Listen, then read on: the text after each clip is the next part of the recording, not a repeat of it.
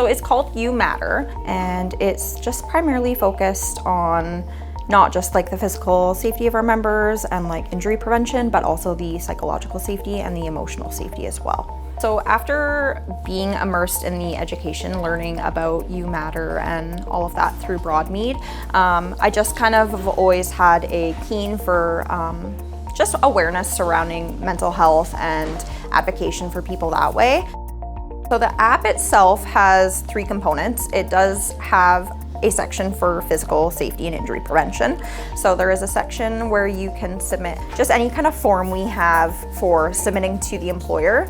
And then there's 2 other components on there. So there's a section listing all of the available resources through Eaton Gardens. And then there's also a section where you can directly just reach out to your manager if you're needing support. It's just direct links to be able to contact them. There's also a section which is called You Matter. If you see someone doing something that's positive, it could be something small, it could be something big.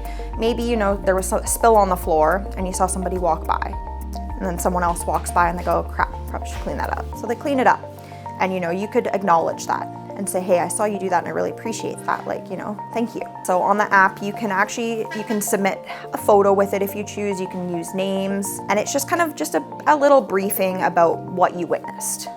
And the idea of that would be that those submissions would come to us and we would be able to review them, make sure they're appropriate, and then we could upload them into a feed on that app. So everyone can click like view submissions and go through those feeds of all these positive moments within the workplace. Yeah, I think right now we're seeing almost more psychological and a lot of mental health. I would almost say there's probably more than the actual physical injuries.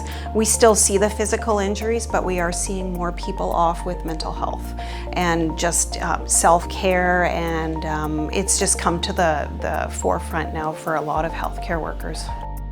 I would love to use it to implement the app. If we can get people on board, even just her team, it'll grow. It's by word of mouth.